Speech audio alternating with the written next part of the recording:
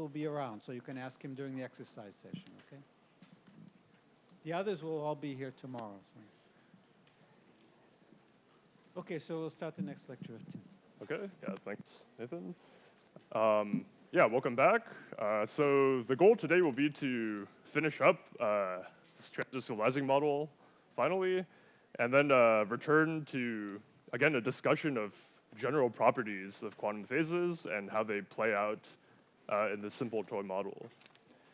Okay, so just as a reminder from last time, we were again trying to map the full phase diagram of this toy model. So we did some simple perturbation theory around the two extreme limits, and we also discussed a change of variables, a duality mapping, that allowed us to map at least part of one side to part of the other side.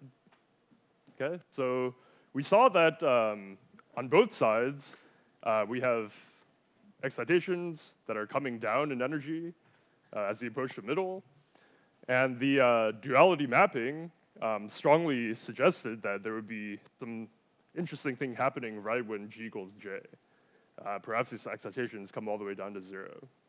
So the goal today will be to present yet another change of variables that lets us finally solve this problem completely and see what happens. Okay. So one side point, for those of you that care about experiments and real data, it turns out that there are actually real materials that are pretty well described by this simple toy model. Okay, so there are these quasi-1D systems in this compound shown here that are well described by this transdiscrete model, and in fact, people doing neutron scattering have actually seen these excitations, like this band of excitations for the spin flip, and this continuum of excitations for the 2 spin flip excitations. Okay, so yeah, so these, what we're talking about is actually real in some sense. Okay, so experiments aside, now we'll go back to theory and just solve this model. Okay, so as we started doing last time, we'll carry through a Jordan-Wigner transformation, which changes to a new set of operators. Okay. So, yeah, so just to remind you, we're considering periodic boundary conditions. We can still label the sites from 1 to, say, L. Okay. So these are our physical qubits. Okay. And so now we'll want to break each physical qubit into 2 smaller pieces. Okay, so for each qubit here, let's say I draw it a little bigger. Okay, so this is I equals 1, I equals 2. Each big blob is a physical qubit, but now I want to imagine breaking it up into 2 pieces, these 2 dots. Okay, and I'm going to define some new operator for each. Sorry. I'm going to define some new operator for each dot. Okay, so every dot's going to be associated with some gamma operator defined as follows. So gamma 2i minus 1, so now I have twice as many gamma operators as physical sites. So gamma 2i minus 1 will be a string of physical x operators acting on all indices before I and all the way down to 1, multiplied by some Pauli Z operator at I. Okay. And gamma 2i will be defined similarly. It will be some string of x operators acting before, then xi, multiplied by the Pauli y acting on side I. Okay. So this is the left and the right Majorana, or the left and the right new operator for each physical spin, for each physical qubit. Okay, and again, the rough motivation for even considering this object in the first place is that to describe both sides, we want to describe both domain wall excitations and spin flip excitations. So this is the domain wall excitation. This product of X, creates pairs of domain walls, and this is a spin flip excitation from the paramagnetic side. So we're looking at kind of like the product of these two in the hope that this can describe the full phase diagram. That's the motivation. But for now, you can just take these as definitions. Yeah. Yes. Yeah.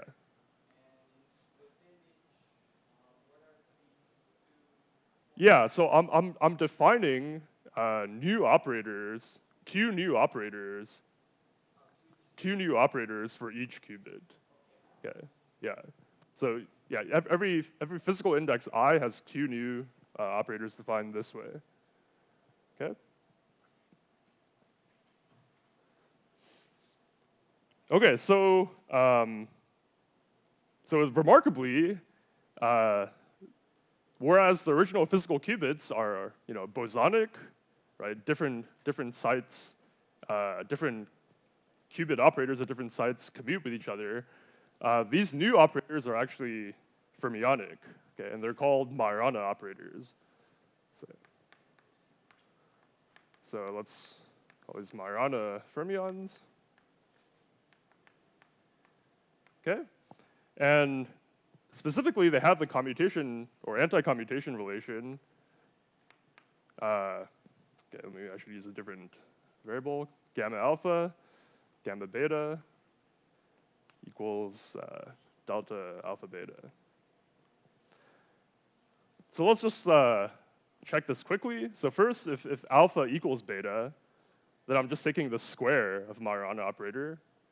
And the square of a Pauli string is just 1, right? All the Pauli operators square to identity, right? So gamma squared is 1. Okay, and now let's check if alpha and beta are different. Okay, sorry, I guess it should be, maybe there's a factor of 2 here. Right? Yeah.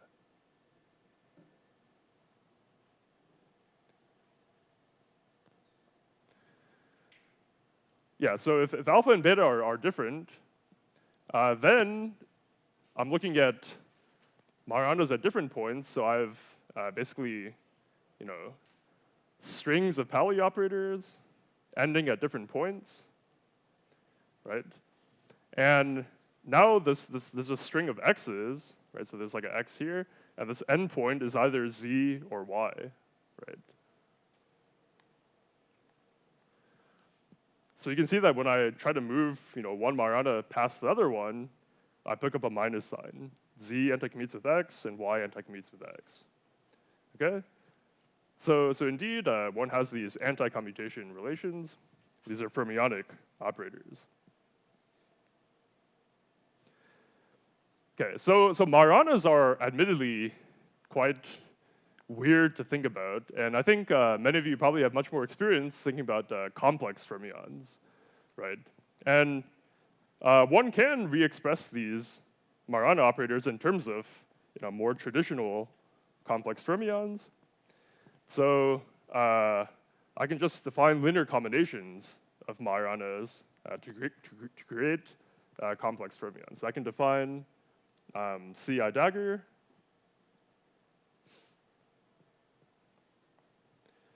to be gamma 2i minus 1 plus I gamma 2i.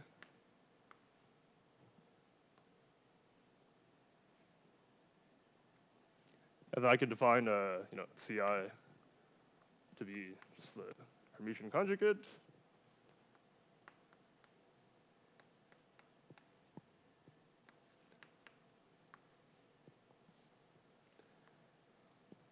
Yeah, and I forgot to mention, you probably realized this already, that gamma dagger equals gamma. So they're defined as products of Pauli matrices, which are all Hermitian.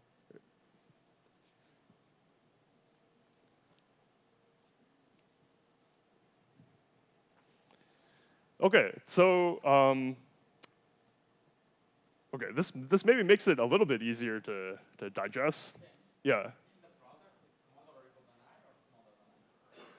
Okay, let's see. Good.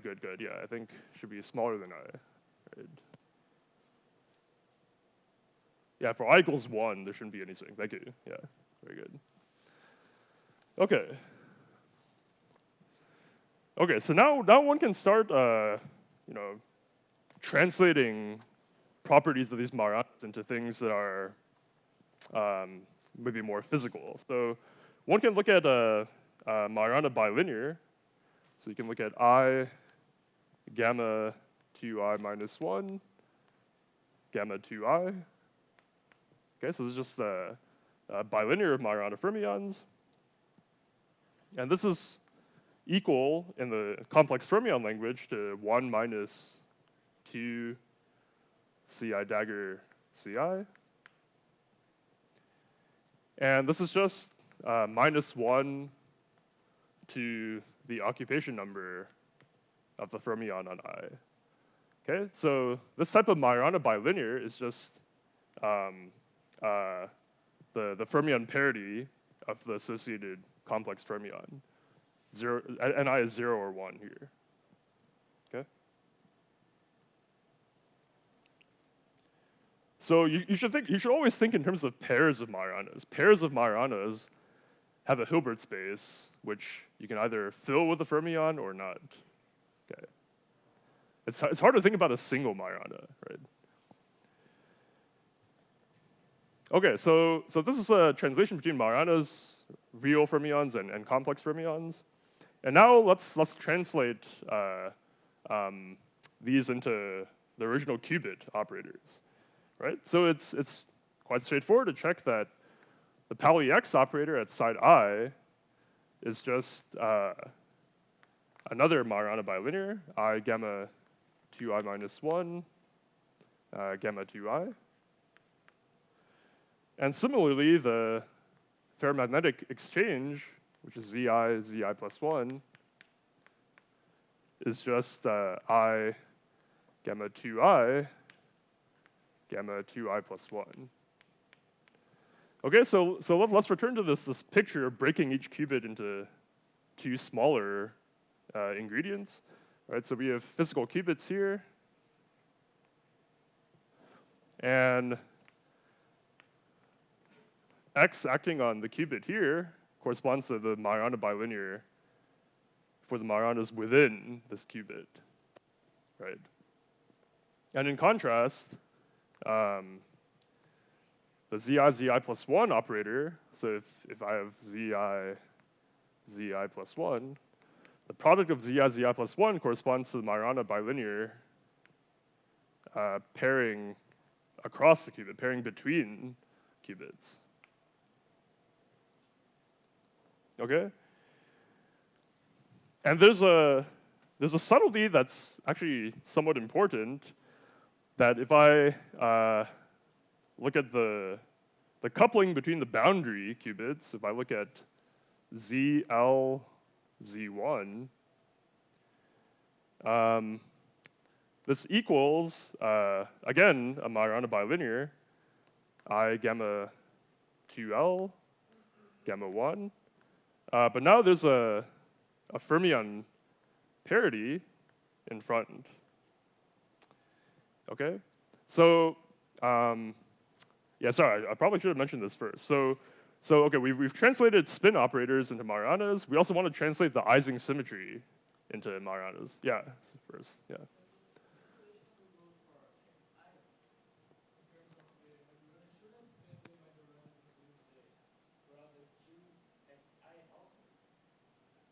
Excuse me, could you repeat that?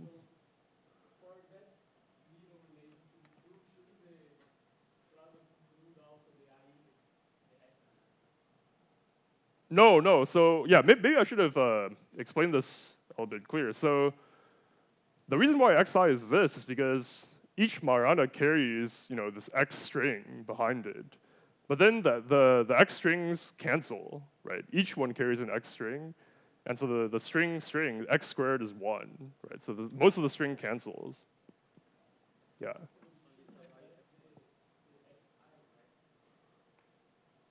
Oh, wait, did I? It's an indexing problem again? Yeah, I think it's okay, right?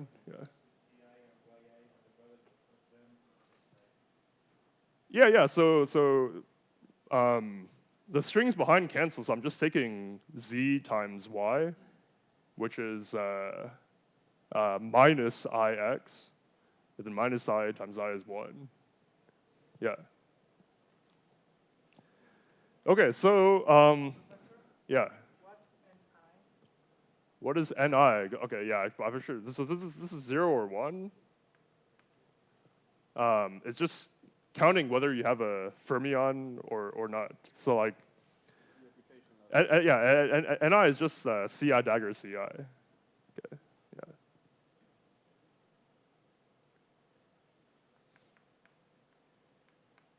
It's 0 or 1. Right? Yeah.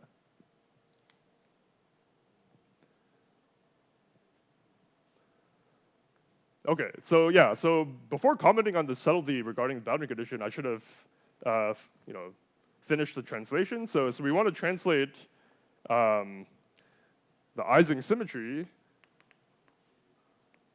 right? Which we've been calling P. So in the spin language or the qubit language, this is product of all x's, right? And so if you use this dictionary, this just becomes basically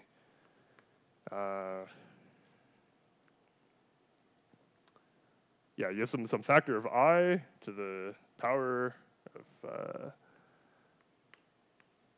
let's see, I guess L times product of all the Majorana's. Yeah, so this is just minus 1 to the sum over all ni. So as advertised, this is really the fermion parity operator. Okay, you count whether the total number of fermions is odd or even. That's what the Ising symmetry becomes. Okay. So one can pretty simply check that there's this boundary coupling between the L spin and the first spin actually maps to the Majorana coupling, but with this extra factor of fermion parity. So this is why one has to be very careful in translating between, because now, a periodic boundary condition could map to either periodic or anti-periodic boundary conditions in the fermion language, depending on the fermion parity or the Ising sector that was assumed. Okay.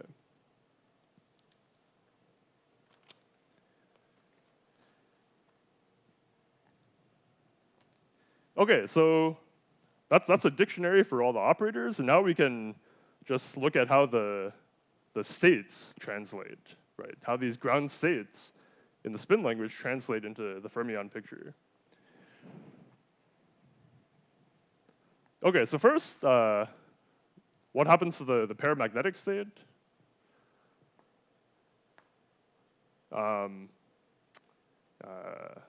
So this is just the all plus state.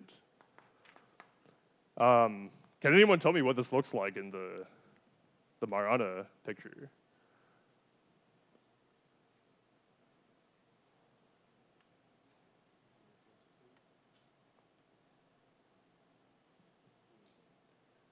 So again, I want to, draw these blobs made of pairs of Majoranas. So what is this product state of plus in the qubit language? What does it look like in the Majorana picture?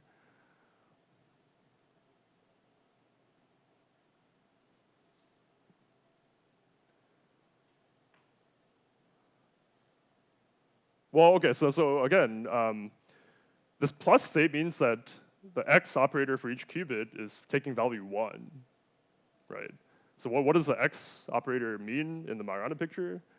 It means this bilinear of Majoranas is taking value 1, right?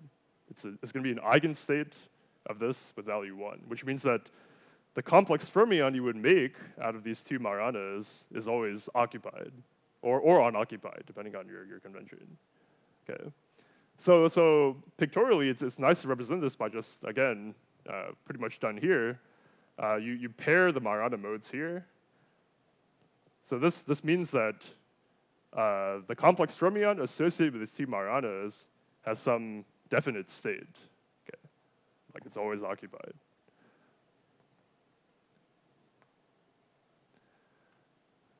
Okay, so now that you've, I think, probably understood this game, you can now translate the GHZ states, right? So GHZ states, now the GHZ states have all ZZs taking value +1, right? For GHZ, everything's aligned, so all neighboring ZZs are 1. And so what that means is that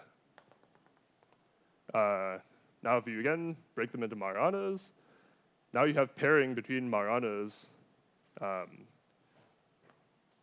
across qubits. Okay? So now you have to take a Majorana from each qubit and then pair those up into a complex fermion and then occupy those or not. Okay?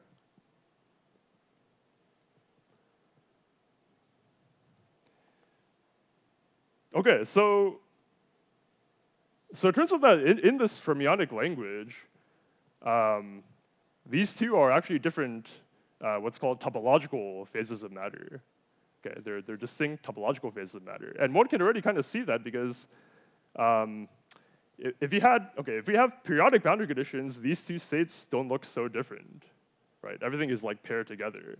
However, if I cut it open, I consider like this open boundary condition here, then you can see that there are these two Majorana modes at the endpoints that have no partner, right? So that means that if I define this fermionic Hamiltonian on a system with open boundary condition, my ground state actually has some degeneracy. Okay? And of course, in the spin language, this is ultimately tied to the two different GHZ states we have, right? We have a GHZ plus state and a GHZ minus state. And so what that means for closed boundary conditions is that, again, I can consider P taking two different values. Like the Ising symmetry can be +1 or -1. And then depending on that, the Majorana, how these two Majoranas are paired together can be +or -1. Okay.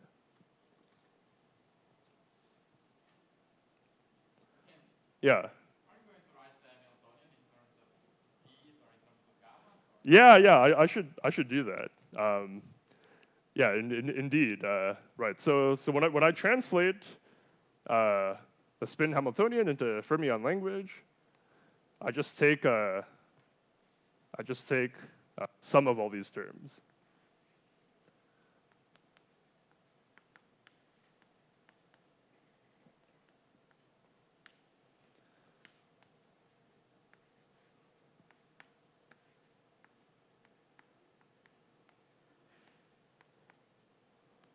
Yeah, that's right.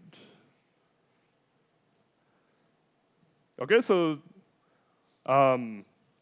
this is also known as Kitaev wire or topological superconductor. Again, because in this fermionic language, these actually constitute different topological phases.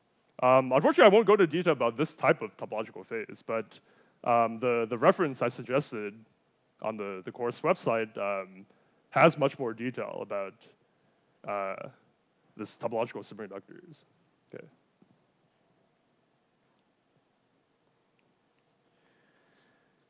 Okay, so for our purpose, the point is that we've reduced this spin Hamiltonian to a pretty simple fermionic Hamiltonian. The Hamiltonian is made only out of fermionic bilinears, so like fermion hopping, fermion pairing.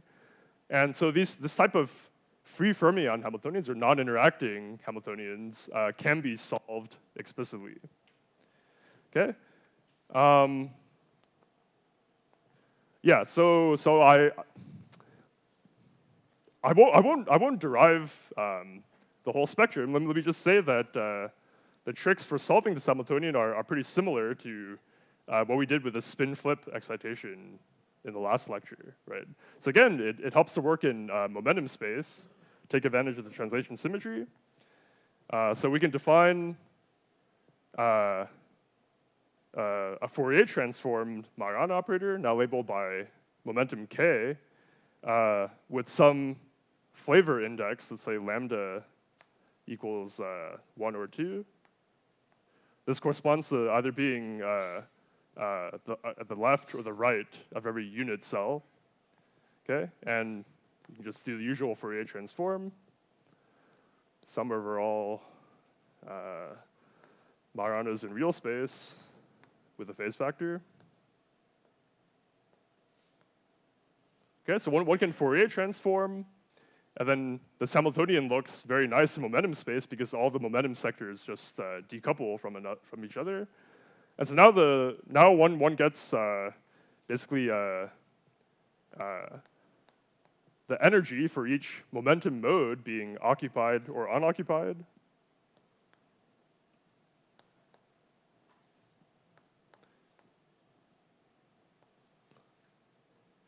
And after several steps, which I will skip for the interest of time, one can just work out the full spectrum of these modes. Okay, so this is the final exercise I would suggest you working through. It's probably the most challenging.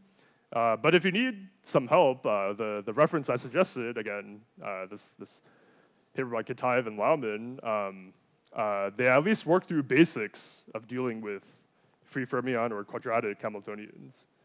So by looking at that, you should be able to derive the energy spectrum for occupying or unoccupying a Majorana mode at momentum k. Okay? Yeah.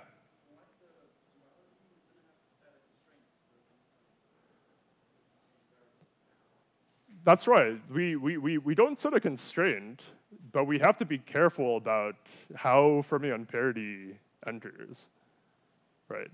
Fermion parity is now associated with different boundary conditions for the Majorana problem. That's where the subtlety is now.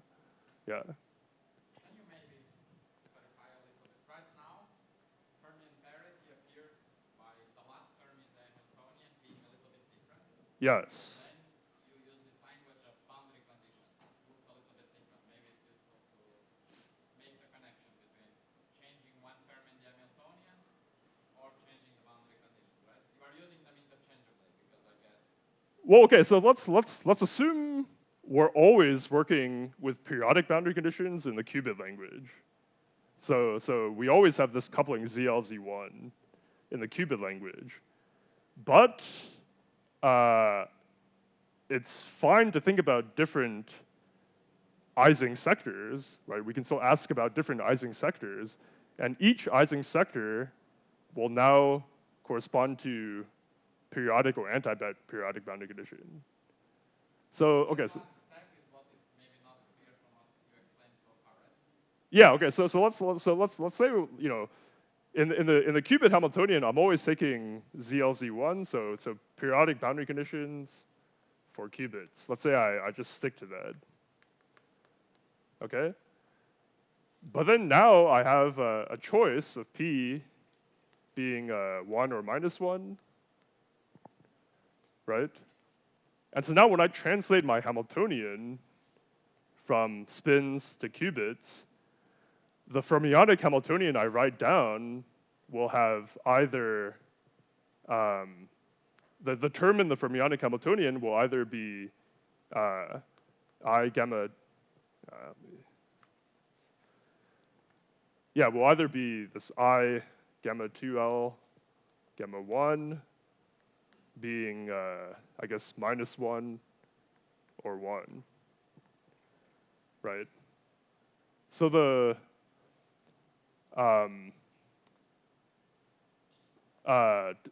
depending on which Ising sector I'm looking at, the fermionic Hamiltonian has a different boundary condition.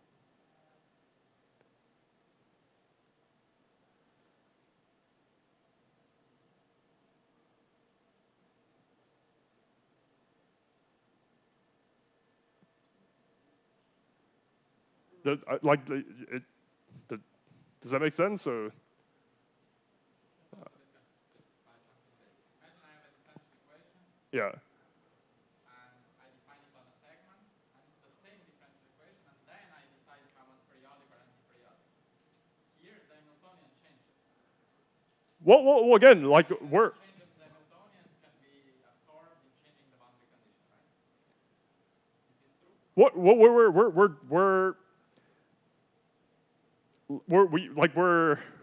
we're defining, you know, the spin Hamiltonian and seeing what it maps to for the fermions, right?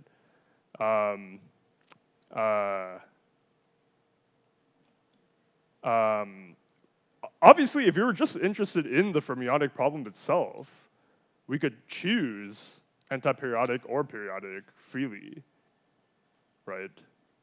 Like we can choose, you know, the boundary condition freely, right? But when asking about different Ising sectors of the qubit model, we don't have that choice here.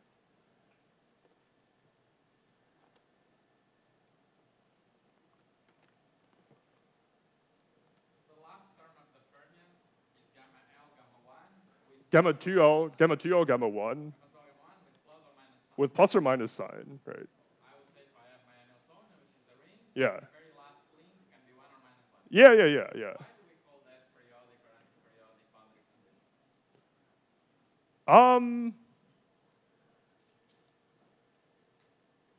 Uh,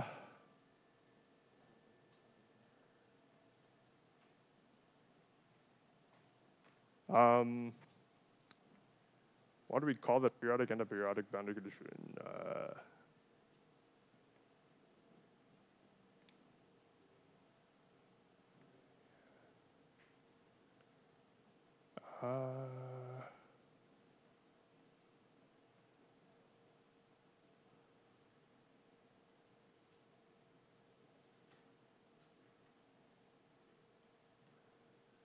Okay, actually, maybe that's yeah. Okay, it's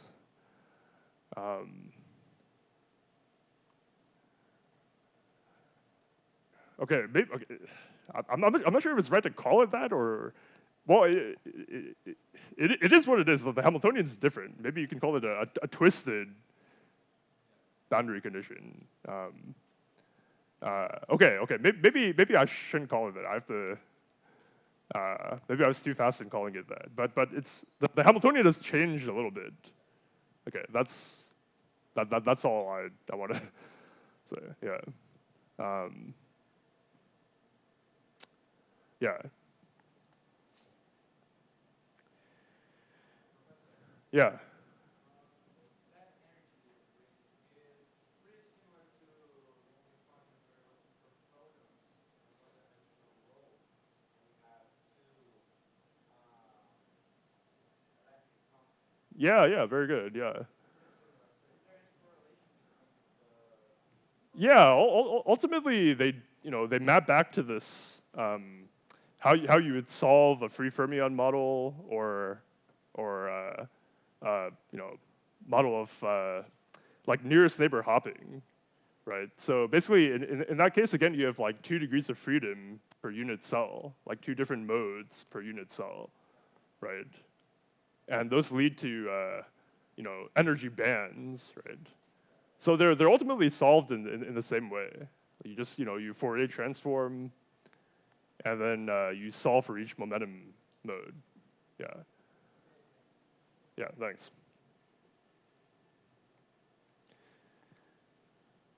Okay. So the point here is just that one can really solve this problem, and indeed we see that when J equals G, this energy gap closes, right? So when K equals 0, this term becomes 0 when j equals g.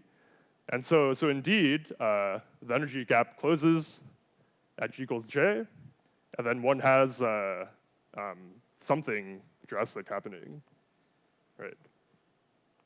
Okay, so we have a phase transition right at g equals j. That's the upshot of this analysis.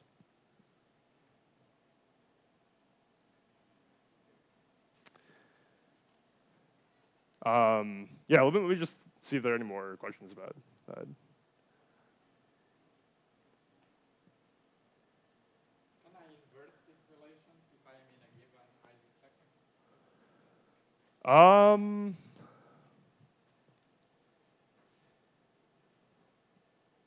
Yeah, I think so. Yeah, right. ZID? Well, ZI.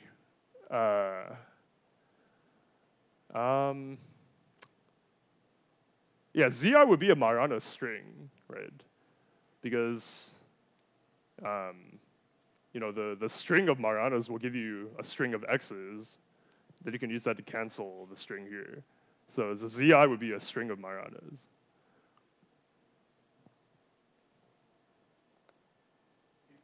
Yeah.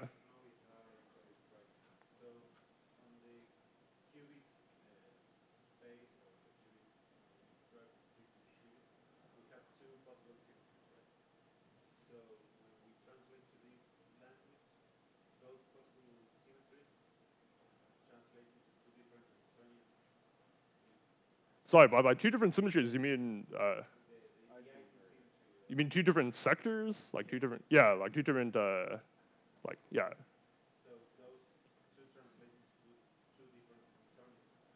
Right, yeah.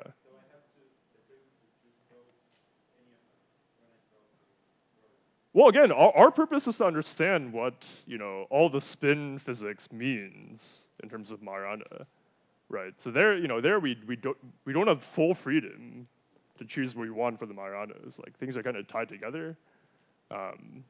But of course you can just work with the like this is a valid Hamiltonian too, regardless of, you know, the spin physics, right? Yeah.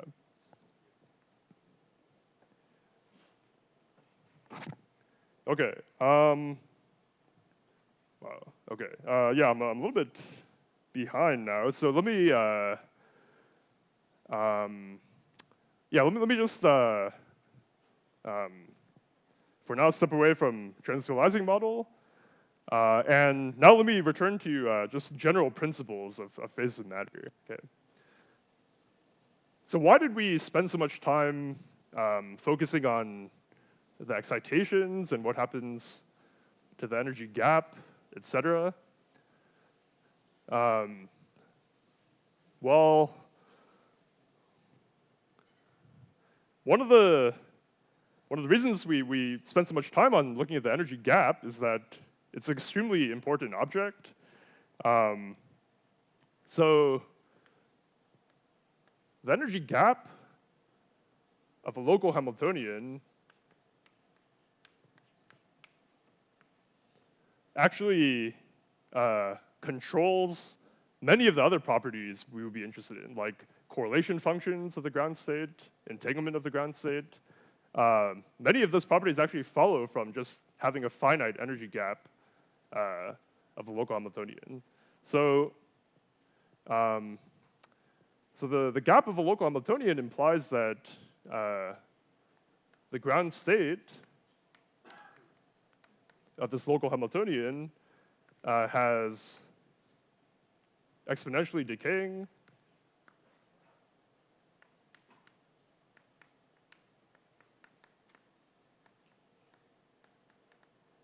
correlations. Okay, so if I look at a connected correlation function, okay, so here C stands for connected, and the expectation value is taken in the ground state of H, psi naught. So this is just defined as OI/OJ minus OJ. Then this actually is guaranteed to decay exponentially with the distance between I and J with some correlation length. Okay, so this is some correlation length.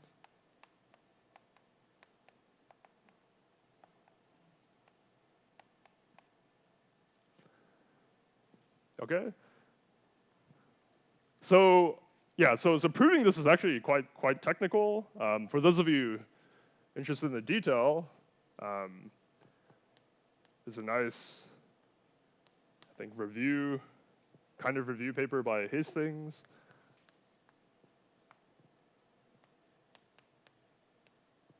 Okay, so we're just going to state the consequences of the gap. I'm not going to prove this. So gap implies ground state has exponentially decaying correlations, and it also constrains the entanglement of the ground state. So it has one, exponentially decaying correlations, and two, it has area law entanglement.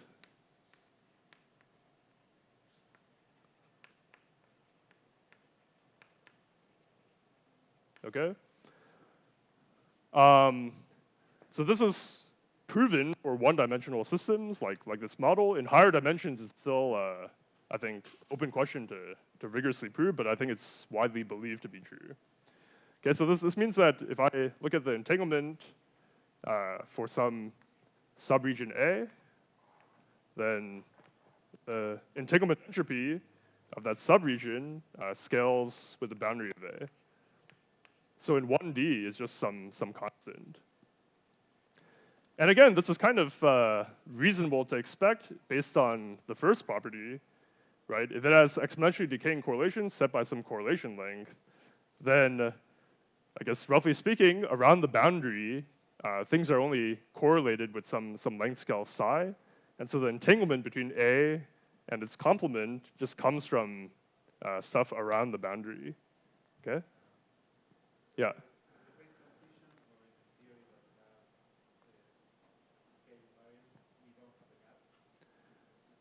Yeah. So yeah, you're getting a little bit ahead, but yeah. So this is when you have finite gap, right? This is the consequences of having a finite gap for a local Hamiltonian. Okay. So if you think about this, it's quite remarkable that just some spectral properties with the assumption of locality, spatial locality, have important physical consequences for the lowest eigenvalue of that matrix, right? I think it's pretty remarkable.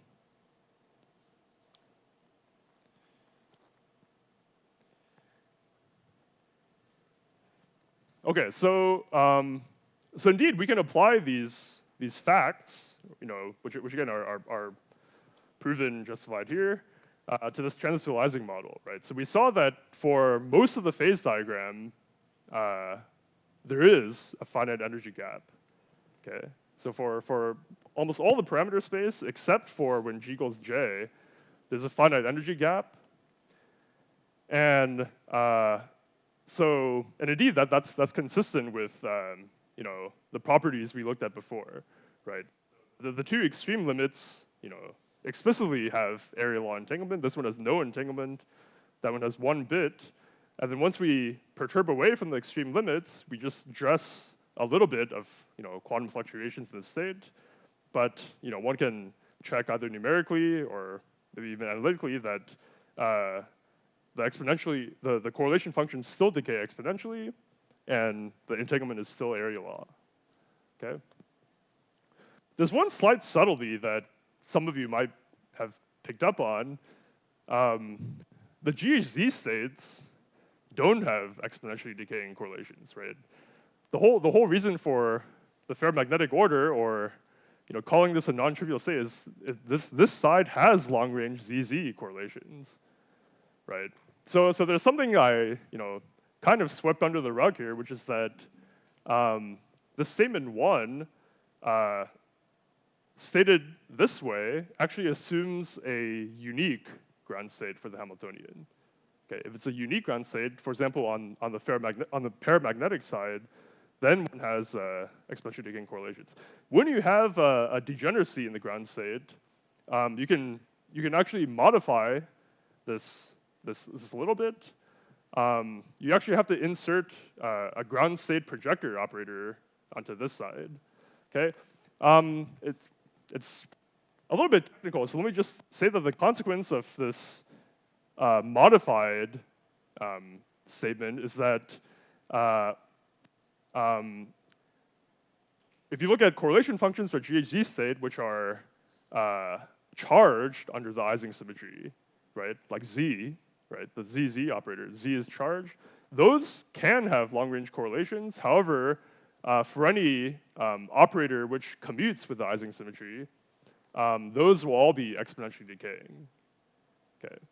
So long story short, there's a simple modification dealing with ground state degeneracy that covers this GHZ case, and it tells you that if you look at symmetric operators, correlation functions of symmetric operators only, those all behave trivially, like those all decay exponentially on this side. Okay. So everything is still consistent, even though you have long-range order in ZZ.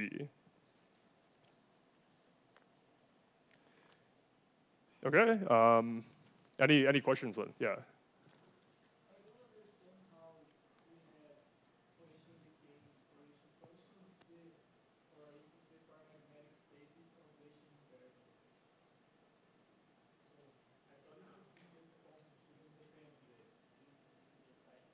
Oh, yeah. So for the paramagnetic state is the product state. That's the extreme limit where there are 0 correlations. So the coefficient in front is just 0, right? But then when you move away, when you turn on some J, then you can actually check. Actually, if you did the matrix product state exercise from last time, well, if you did, when you do it, you can actually use that matrix product state to actually compute correlation functions. And you can see that decays exponentially with some finite correlation. Yeah.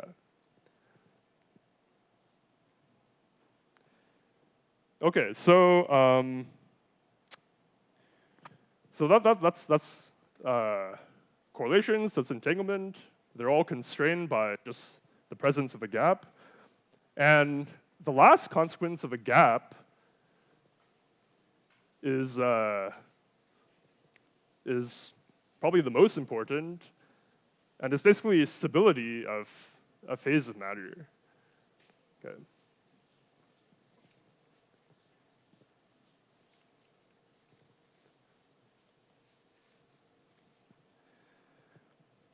Okay, so the last consequence of having a finite gap for a local Hamiltonian is stability.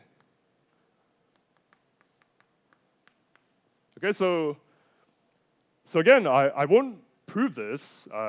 If you're really curious, you can look at this paper here. But the statement is that, say I have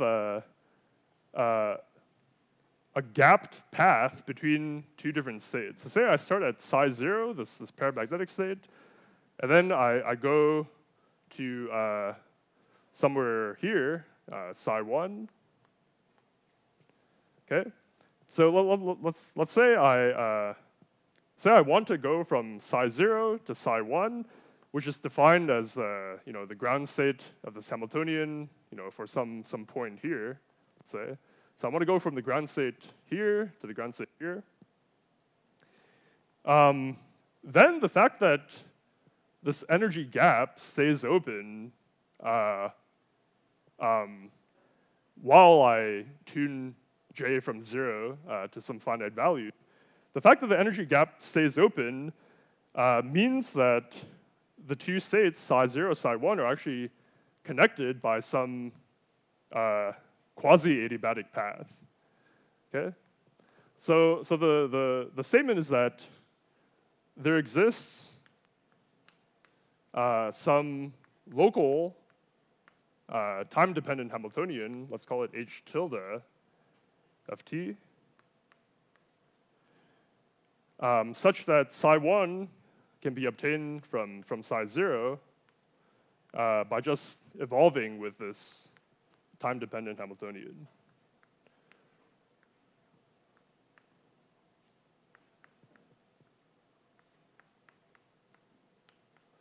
By evolving with this time-dependent local Hamiltonian for some finite time t. Okay. For some finite time t that doesn't depend on the system size. It's constant with respect to system size.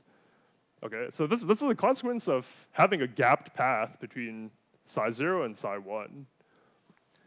So the reason why this is very powerful is because now we have some relation between, ground states for different parameters, right? We see that they're simply related by time evolution with a local Hamiltonian for finite time, and such an operator cannot change correlations that much. Okay, so one caricature, one way of thinking about such a finite time evolution is roughly by a finite depth circuit.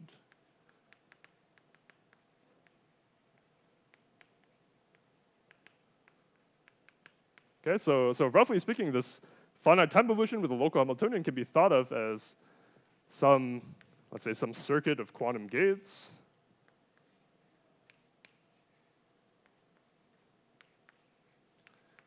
So you have a bunch of unitaries, etc. So this is time, space. And the finite time evolution for this local Hamiltonian, roughly speaking, translates into finite depth.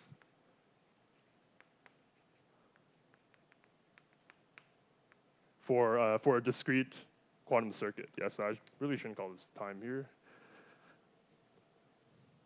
Okay, so this translates into some finite depth quantum circuit. The depth of this does not grow with system size. Okay? So when you apply such a finite depth unitary circuit onto some state, you cannot change the long distance properties of that state very much. Right? And probably the cleanest way to see that is to go from a Schrodinger picture to a Heisenberg picture. Right? So let's call this finite depth circuit UF. Right? So one way of seeing how correlation functions are changing, you can equally well just change an operator. You can involve an operator in the Heisenberg picture. So O becomes UF dagger O UF, right? And pictorially, what this means is that you have an operator O, and then you hit it with UF dagger and UF on both sides.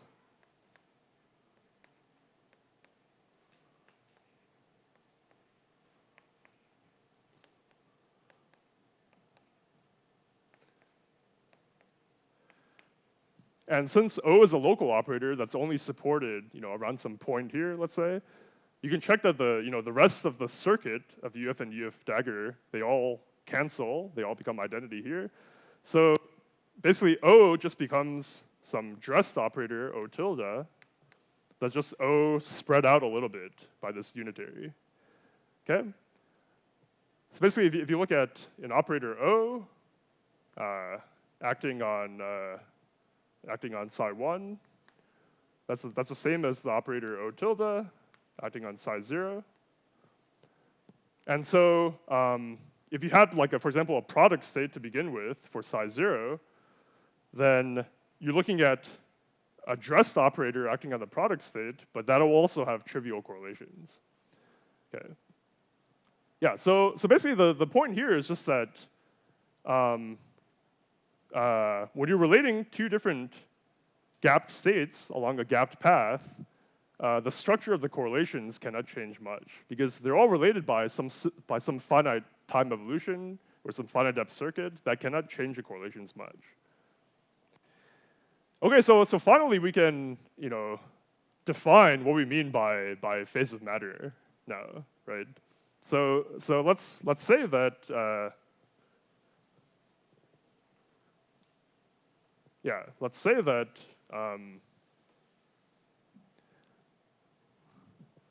okay, let's say that two states, psi I, psi f, are in the same phase of matter.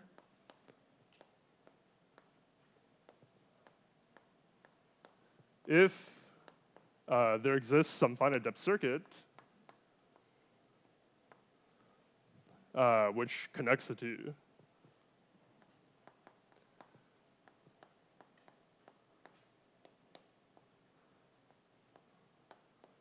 Okay?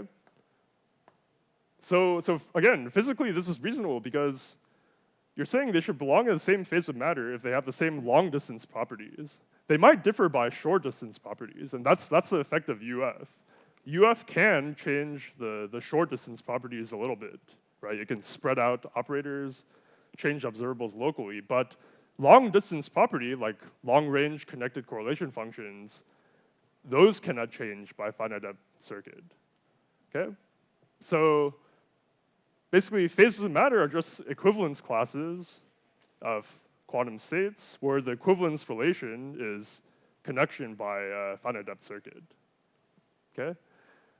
And so now this is consistent with our physical intuition here that the ferromagnetic phase and the paramagnetic phase should constitute two different phases of matter, right? So now we can call this ferromagnetic phase, right? And we can call this paramagnetic phase. Okay. So in this case, this quasi-adiabatic evolution provides the finite depth circuit that proves that all things on the left are in the same phase of matter, and similarly on the right side. Okay? And similarly, one can show explicitly that the paramagnet and the ferromagnet are in two different phases of matter. Okay? There's no way to get from the paramagnetic product state to the GHZ state, which has long-range connected correlations. Again, because a finite depth circuit is just unable to create the long-range ZZ connected correlation function. Okay? However, there is one, again, one important subtlety. Okay, so the important point here is that the ferromagnetic phase is a distinct phase only if we impose the Ising symmetry. Okay, so again, remember that we have this degeneracy of GHZ states, which we could also have thought of as a degeneracy of product states, like all 0 or all 1, right? So you might wonder if I had resolved that degeneracy with all 0 and all 1, those product states are also trivial, right? There is a finite depth circuit that goes from the plus product state to the all 0 or all 1 product state. Just rotate every qubit. That's a very short depth circuit, just single qubits, right? So the point is that the ferromagnetic phase is only distinct if I demand that the Ising symmetry is preserved or respected by the state, right? If I enforce this Ising symmetry, the product of X symmetry, then I'm forced to consider the GHZ plus or minus states. And those have the long-range correlations. Okay, so that's a somewhat formal way of saying that this phase is only a distinct phase in the presence of symmetry. A more physical way to say this is that if I perturb the Hamiltonian, if I take the Hamiltonian, but then I add another term in the Hamiltonian which breaks the symmetry, say I have Pauli Z acting in every site. So this Pauli Z is a longitudinal field that will break the Ising symmetry. Now in the presence of this symmetry breaking field, the ferromagnetic states are smoothly connected to the paramagnetic side. Okay, and again, this is because now when I add the symmetry breaking field, now this twofold degeneracy will be split, right? This will favor for example, all 0, right? So favor all 0. So it'll lift that degeneracy, and now the all 0 state is smoothly connected to the paramagnetic state. Okay, so so pictorially, I have initially I drew this transistorizing phase diagram with a ferromagnetic phase, paramagnetic phase. But then now when I add a symmetry breaking perturbation, if I add H, then now this ferromagnetic side is actually smoothly connected to the paramagnetic side, okay? So only when I enforce the Ising symmetry, when I forbid this type of perturbation, are ferromagnetic phase, paramagnetic phase, distinct phases. To go from one to the other, you have to cross a phase transition or a critical point, right? If I break the symmetry, then I can actually go around this, and there can be no phase transition. A similar thing happens for the liquid gas, transition, right? You might recall this this temperature pressure phase diagram, where you have liquid gas, but then you can always go around this tricritical point. Okay. So the takeaway here is just that transverse Ising model has given us a simple example of two distinct phases of matter, but they're only distinct in the presence of this Ising symmetry. Okay, so in that sense, you can think of it as like a symmetry enforced non-trivial phase of matter. Okay. Okay, so that's all I want to say here. Next time we'll cover topological order, which is truly a distinct phase of matter. You don't need the symmetry caveat. Okay. And it also has much more interesting properties too. So that'll be next lecture. So I can take questions now.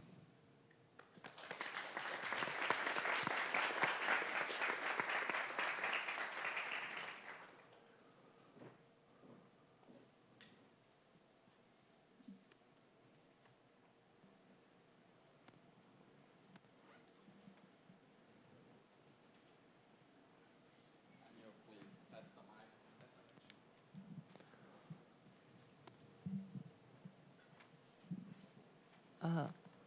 In that diagram with H and G, over the point, do you have like quantum criticality, or is it just like in No. temperature diagrams? Yeah, so just to clarify, when you have this extra axis of H, this extra parameter of a longitudinal field, then you can go from here to here without any singularity, right? Without any phase transition, right? You can smoothly go across.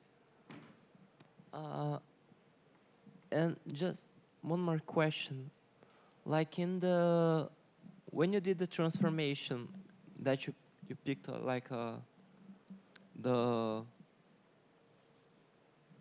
you could do the transformation from like the two states from spin or for fermionic sites, and you made them into two Majorana. Right. Didn't you double like the Hilbert space dimension when you did that? Good question. Good question. So again, this is the pretty confusing thing about these Majorana operators. So again, you have to think about pairs of Majorana operators. So a pair of Majoranas defines a complex fermion that's either occupied or unoccupied. That's just one qubit, pretty much, like 1 degree of freedom. So two Majoranas constitute 1 degree of freedom. So the degrees of freedom still match up. Yeah. A single Majorana by itself, sometimes people say it's like square root 2 degrees of freedom. You have to combine it with another one. Square root 2 Hilbert space dimension. Yeah. Okay, thank you.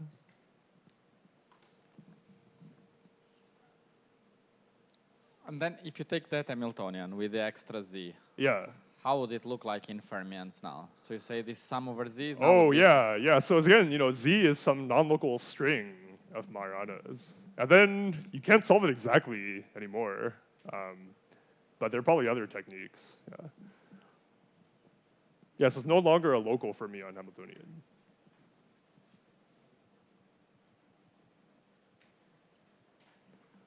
More questions?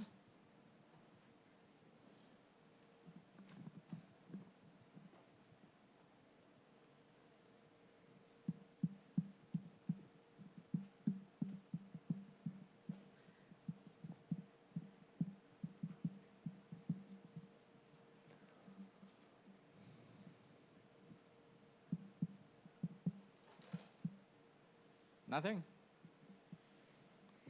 Going one, going twice? No? So I don't know if there is a problem. Did you recommend any problem? But you had already two tough problems before. Yeah. So I would highly recommend just deriving that the energy spectrum I just quoted on the board. You know, dealing with free fermion or non-interacting Hamiltonian is pretty important skill to have if you're planning on going into condensed matter. So I think it's a good exercise. Yeah. And again, there's like some hints in the reference. Yeah. Very good. So there's one question here.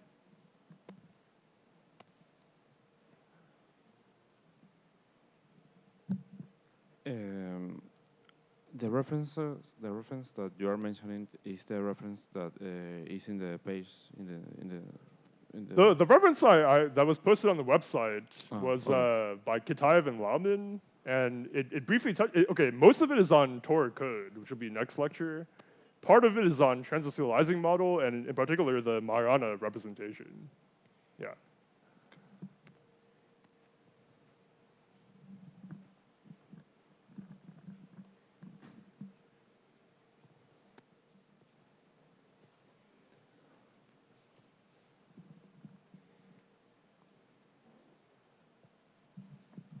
Only to be sure, the Ising symmetry is a condition to make a smooth transition between phases.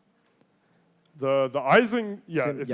If The you conservation of the Ising symmetry is that's right. If your Hamiltonian always respects the Ising symmetry, then there's no way to go smoothly from GHZ to trivial. And can you repeat why is this relation between the conservation of the Ising symmetry with the smooth transition between phases?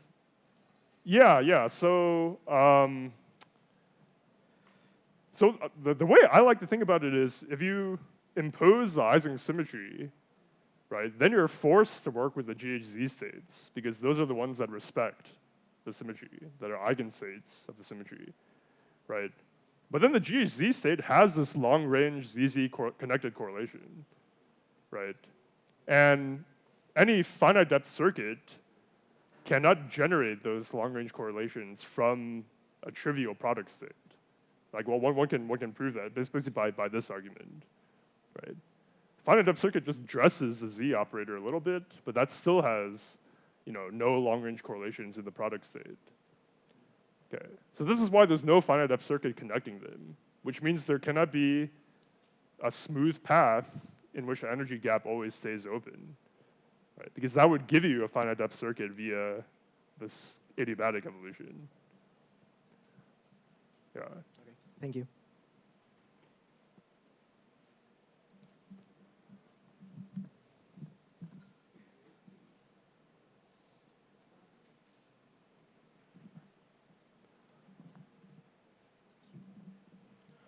So by the way you answered the last question, I don't know, I'm thinking like if you had a Hamiltonian that had a symmetry, but the symmetry, unlike the Ising symmetry, it didn't force you to work with long correlation eigenstates, then you could make a smooth transition without breaking the symmetry?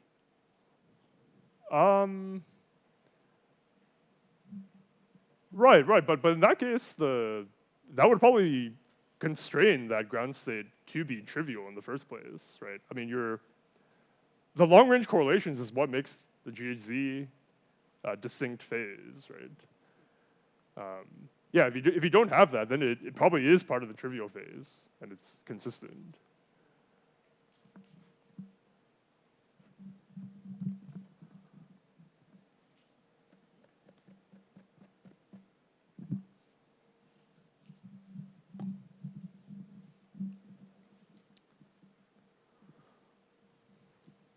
Very good. So let's thank Tim. And